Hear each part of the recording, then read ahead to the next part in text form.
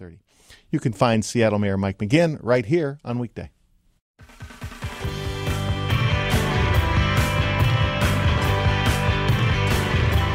From 94.9 KUOW Seattle, KUOW.org.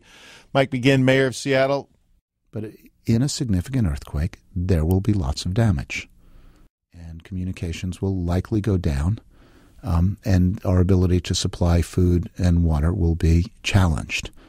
One of the things that we talk to people about is really be prepared to survive for 3 days with food, water, etc. In your own where you are, if you need to be, in a really significant earthquake. Well, I'm going to steal Matt's question. Matt, I'm stealing your question because you didn't work on the Brightwater project. That's the King County Executive's role. But what do you know about the disaster preparation for Brightwater or for, I guess, the West Point sewage treatment plant? All those places which are right in the path of potential destruction. Yeah, good question. So, what's the exposure of the large sewage treatment plant? Even West Seattle. I mean, the West Point sewage treatment plant is a metro facility as well, isn't it? Right. So, what's that exposure? I mean, those are great questions, and to see whether or not we have sufficient protection. I mean, the other thing we saw was, in some cases, the tsunami.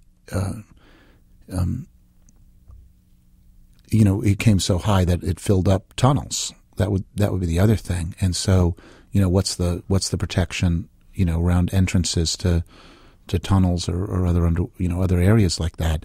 So those are all questions worth checking in on. I mean, this is you.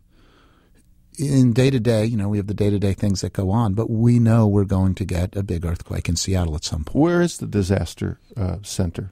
City of Seattle's. Yeah, so the Emergency Operations Center is located, it's between 4th and 5th, just a block north of Yesler.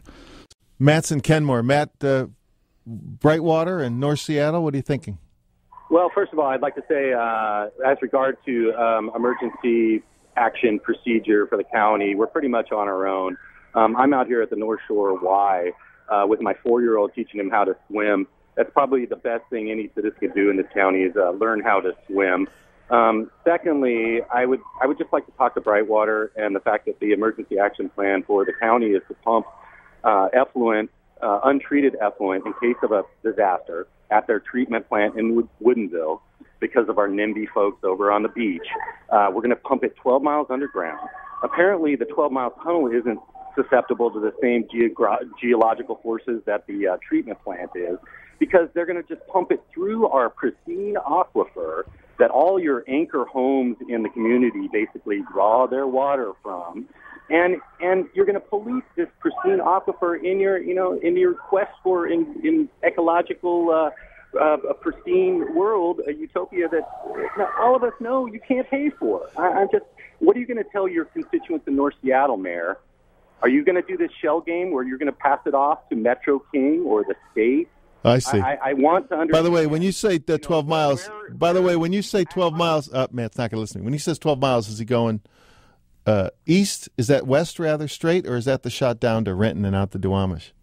Do you know which way that 12-mile tunnel runs? That's a 12-mile tunnel out through Shoreline and out to Edmonds. It gets to water treatment. So it's treated at. But the effluent he's talking about. Yeah, so it's treated at Brightwater and then it's pumped to Puget Sound. Right, so that's what he's talking about. In case of emergency. Right. And so what he's saying is, in case of emergency, if the treatment plant isn't working, then untreated effluent will be treated. Will be pumped. Okay, are you going to do the shell game and punt it over to King County and Metro? I quote. I guess what I'd say is I haven't hesitated to ask some hard questions about some decisions already made, or allegedly already made. But in that case, where that one's pretty much, the tunnel construction is, they've sunk, tons of money into that, and that decision about how they're going to work the project.